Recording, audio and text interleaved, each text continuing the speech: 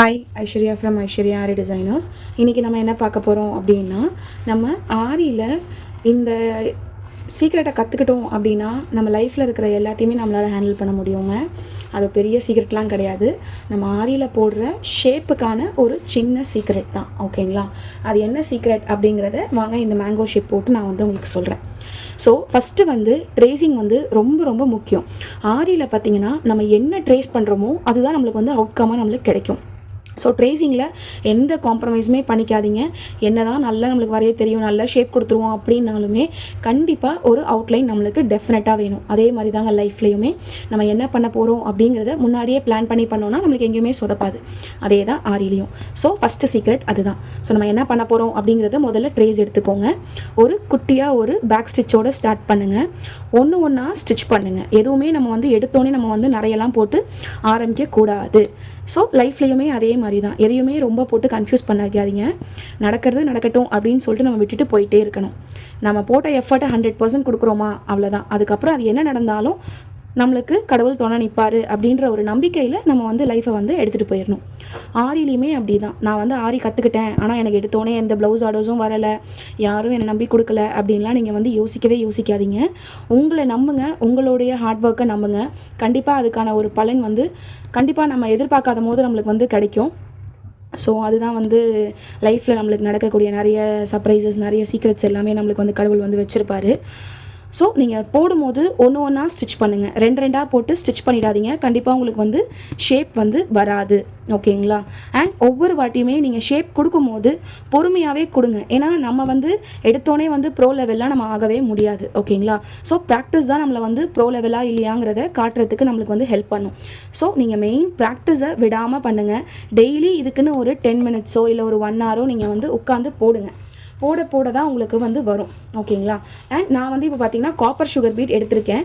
நிறைய பேர் ஏன் மேடம் கோல்டு உங்களுக்கு இந்த கலரில் தெரியுது அப்படின்னு சொல்லி கேட்குறீங்க. பட் இது நான் எடுத்துருக்கிறது பார்த்தீங்கன்னா காப்பர் சுகர் பீட் தான் நான் எடுத்திருக்கேன்.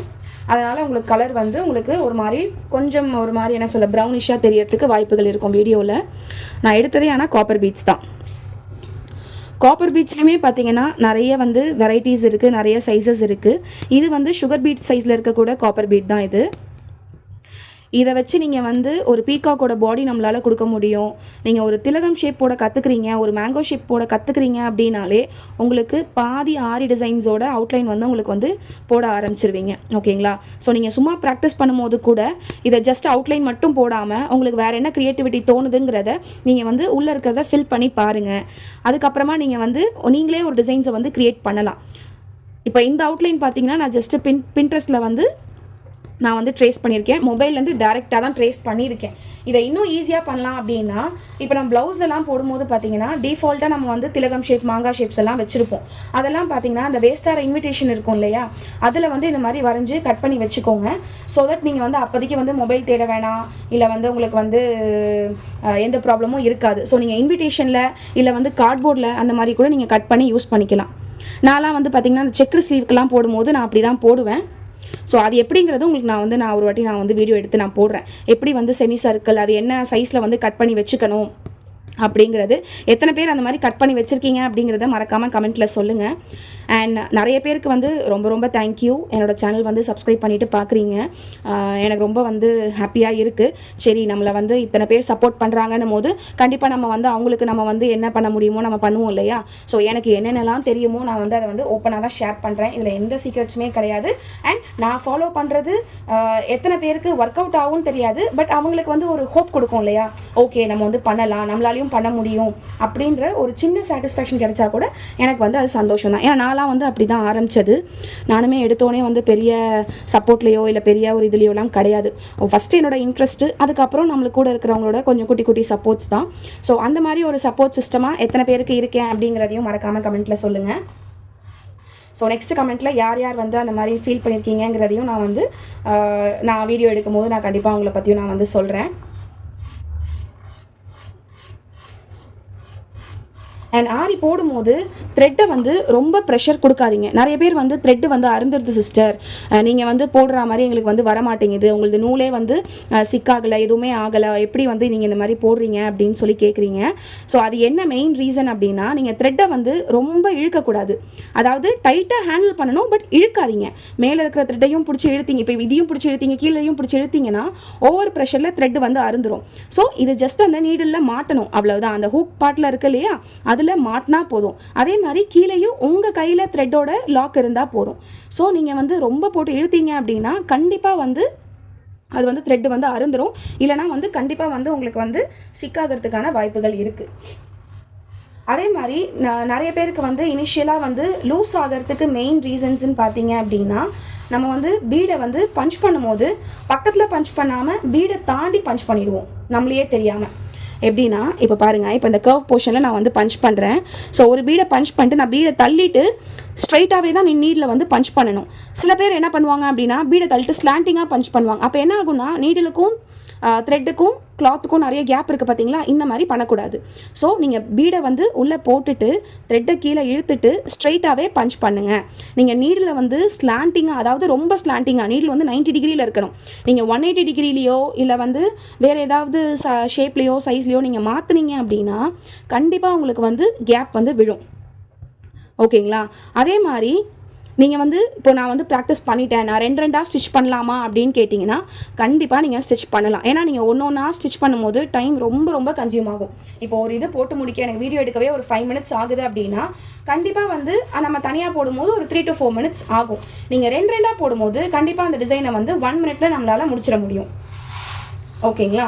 ஸோ நீங்கள் ஃபஸ்ட்டு இனிஷியல் ப்ராக்டிஸ் எந்த பீடாக இருந்தாலுமே ஒரு பீடாக வந்து பஞ்ச் பண்ணி போடுங்க. 2 பீட் வந்து வேண்டான்னு சொல்கிறதுக்கு ரீசன் ப்ராக்டிஸ் இல்லாத காரணத்தினால தான். மற்றபடி நீங்கள் 2 போடலாம், பட் 3 கண்டிப்பாக போடக்கூடாது.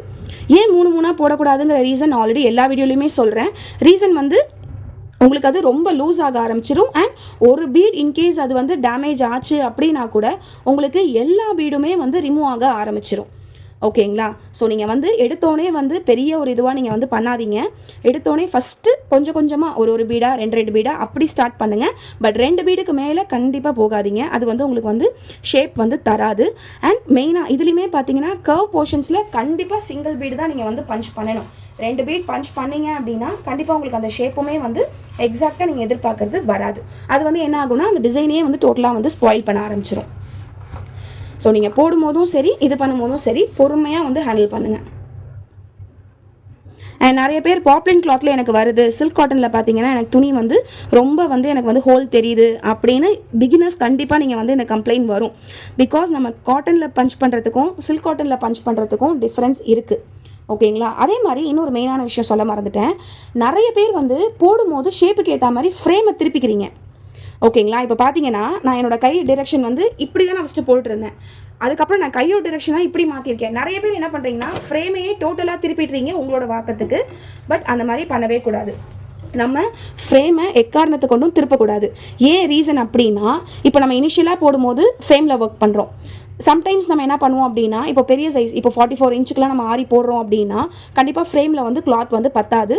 ஸோ நம்ம என்ன பண்ணுவோம் அப்படின்னா ஆரி காட் எடுப்போம். நம்ம ஈவன் நம்ம பிஸ்னஸ் கொஞ்சம் டெவலப் ஆகிடுச்சு அப்படின்னாலே நம்ம ஆரி காட் எடுக்கிறது வந்து ரொம்ப பெஸ்ட்டு. ஏன்னா உங்களுக்கு ஒரே இதில் வந்து ஈஸியாக வேலை முடிஞ்சிடும். ஓகேங்களா? நீங்கள் வந்து அதை ஒரு வழி டைட் பண்ணணும்னு அவசியம் கிடையாது. கிளாத் வந்து டேமேஜ் ஆகாது. நம்ம ஃப்ரேமில் போடும்போது சம்டைம்ஸ் கிளாத் வந்து டேமேஜ் ஆகும். உங்களுக்கு ஆரி காட்டில் வந்து அந்த ப்ராப்ளம் இருக்காது. ஸோ அந்த ரீசன்னால தான் நம்ம வந்து ஆரி காட் வந்து சூஸ் பண்ணுவோம். பட் பிகினர்ஸ், இப்போ நான் என்கிட்ட வந்து ஆரி காட் கிடையாது, பட் நான் ஆரி காட்டில் போட்டிருக்கேன். ஓகேங்களா? அதனால் பிகினராக இருக்கிறவங்களுக்கு கண்டிப்பாக ஃப்ரேமே வந்து தாராளம். நீங்கள் முடிக்கும் போது மட்டும் பார்த்து கம்ப்ளீட் பண்ணுங்கள். பிகாஸ் நிறைய பேர் வந்து ஷேப்பை கரெக்டாக ஃபாலோ பண்ணிடுறீங்க, ஆனால் முடிக்கும் போது மட்டும் நம்ம ஏதாவது ஒரு இடத்துல வந்து கண்டிப்பாக நம்ம வந்து சொதப்புறதுக்கான வாய்ப்புகள் இருக்குது. இப்போ எனக்கு பீட் வந்து இங்கே கரெக்டாக பற்றிருச்சு. ஸோ நான் என்ன பண்ணுறேன் அப்படின்னா இங்கே வந்து எண்ணாட்டை போட்டு நான் வந்து கம்ப்ளீட் பண்ணிடுறேன். ஓகேங்களா? இப்போது இந்த ஷேப் வந்து பர்ஃபெக்டாக வந்து முடிஞ்சிருக்கு. எங்கேயுமே வந்து கேப் கிடையாது, எங்கேயுமே வந்து கர்வ் வந்து எங்கேயுமே டிசைன் வந்து மாறலை. ஸோ இந்த மாதிரி போட்டு ப்ராக்டிஸ் பண்ணுங்கள். பண்ணிவிட்டு கமெண்ட்டில் மறக்காமல் எனக்கு வந்து கமெண்ட் பண்ணுங்கள். ஓகேங்களா? தேங்க்யூ.